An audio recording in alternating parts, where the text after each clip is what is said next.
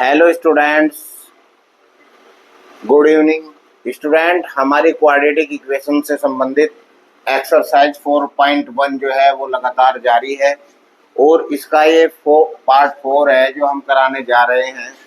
तो स्टूडेंट, हमारी ये जो वीडियोस हैं ये हिंदी मीडियम और इंग्लिश मीडियम दोनों स्टूडेंट्स के लिए लाभदायक है। स्टूडेंट, इसमें जो हमारा क्वेश्चन नंबर 2 है, क्वेश्चन नंबर 2 है represent the following situation in the form of the quadratic equations. यानी कि जो ये जो दी हुई है आपको प्रश्नावली, ये आपको क्वाड्रेटिक इक्वेशंस के रूप में लिखनी है। फर्स्ट है the area of a rectangular plate is 528 metre squares, the length of the plot in meters is one more than twice its breadth. We need to find the length and breadth of the plot. तो student, इसे हम जो है quadratic equations में इसे represent करेंगे। तो student, सबसे पहले तो हमें रेक्टेंगल जो होता है इसकी प्रॉपर्टीज पता होनी चाहिए कि रेक्टेंगल्स क्या होता है।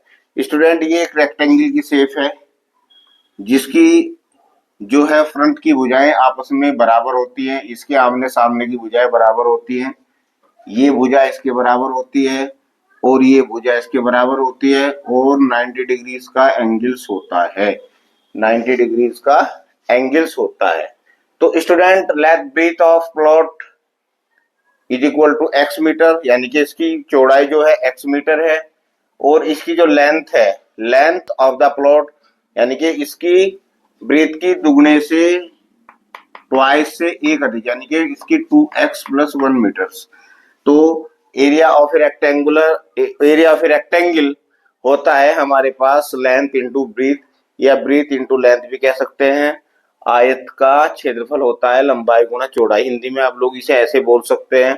तो हमारी जो लेंथ होगी 2x + 1 into x is equal to 2x² + x, जबकि एरिया ऑफ रेक्टेंगल हमारे पास 528 दिया गया है।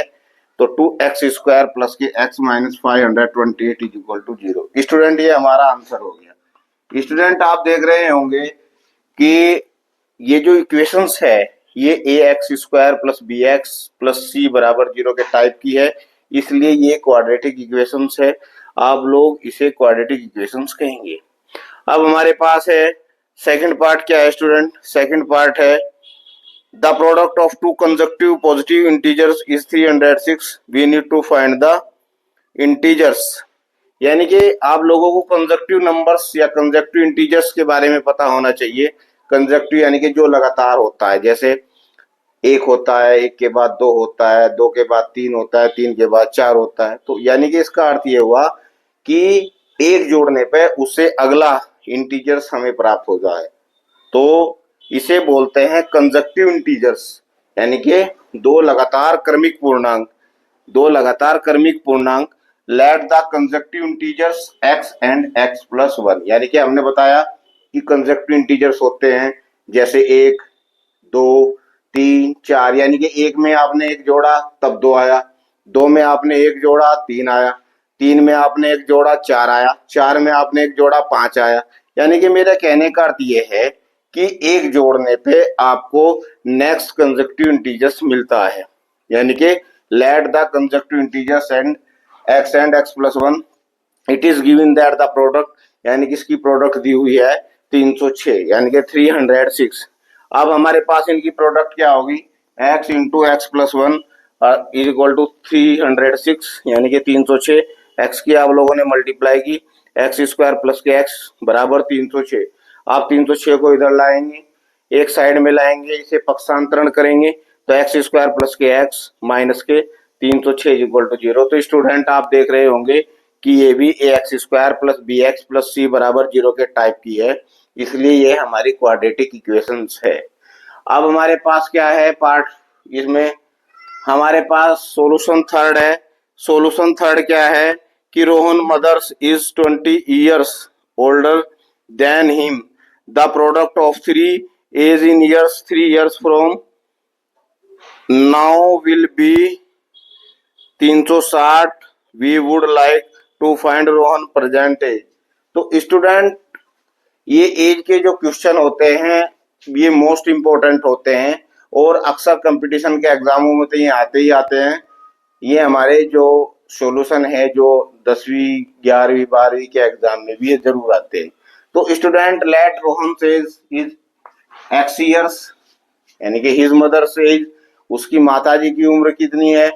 आपने क्योंकि माताजी जो है ज्यादा बड़ी है, माताजी तो बड़ी होंगी ही, तो इससे 26 साल बड़ी है, आपने एक्स में 26 ऐड कर दिया तो एक्स ईयर्स। अब हमारे पास क्या है 3 ईयर्स, यानी कि 3 साल बाद।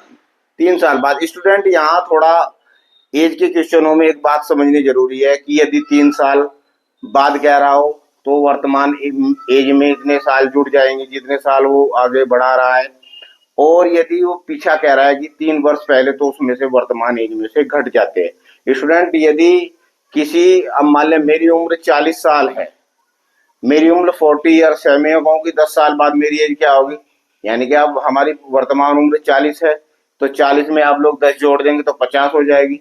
यदि मैं यूँ कहूँ कि 10 साल पहले मेरी उम्र क्या थी, तो मेरी वर्तमान उम्र में से अर्थात 40 में से आप लोग 10 लेस करेंगे तो 30 आ जाएगी। तो इसलिए रोहन सेज हमारे पास यानी कि जुड़ जाएगी, वर्तमान एज में जुड़ जाएगी, प्रेजेंट एज में x+3। मदर्स एज हमारे पास क्या हो गया x+26+3 = x+29। अब स्टूडेंट कह रहा है कि इनकी product given that product of their age after 3 years, यानी कि 3 साल बाद इनकी जो है आयु है उनका जो गुणनफल है 360 है। तो 3 साल बाद हमने निकाली थी x+3 और x+29, यानी कि x+3 इंटू x+29, इनका योग कितना है 360।